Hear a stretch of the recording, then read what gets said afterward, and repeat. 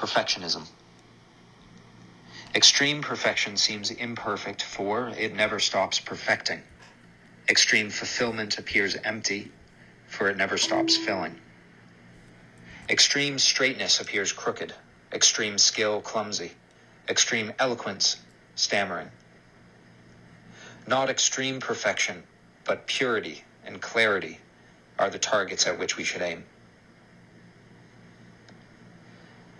That is chapter 45 of the Tao Te Ching, and this is one where I wish I had other copies of the Tao Te Ching with me, because there are certainly some words that I'd like to look into a little bit further here.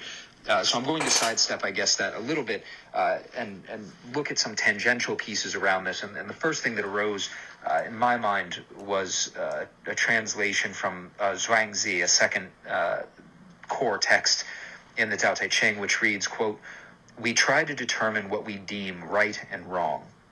We stay with our views like we swore an oath of allegiance.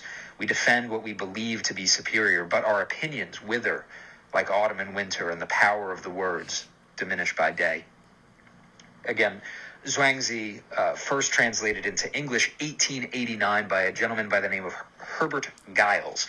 And I'd like to jump over now to a few moral elements of capitalism that I think are relevant here. First, it is a reality that change is a constant.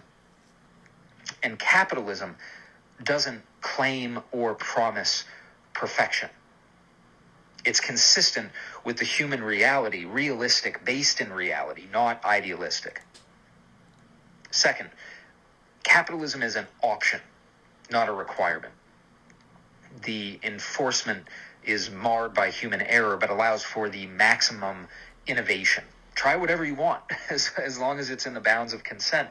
The errors that are made on that bound of consent, those are the ones that are the purpose of government to attend to.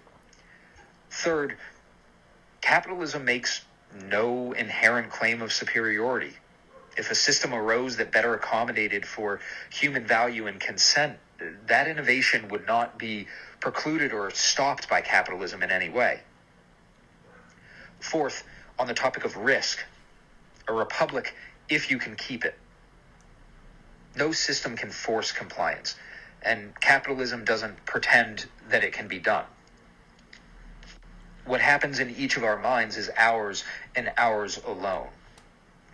Fifth, capitalism ensures each person has freedom to pursue the targets they find valuable.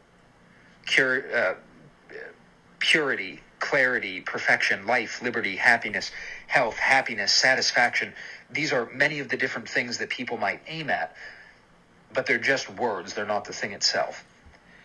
The best we can do is to ensure that people have the space, the freedom to fill in that blank for themselves, to find the right words, or perhaps to not find the words at all. I don't have any better way to say this than another text from Zhuangzi, which I've certainly used before if you've been following along, but I'll read this briefly. You catch fish with a trap. You get the fish and forget the trap. You catch hares with a snare. You get the hare and forget the snare. You catch ideas from words. You get the idea and forget the words. Where do I meet someone who has forgotten the words so we can have a talk?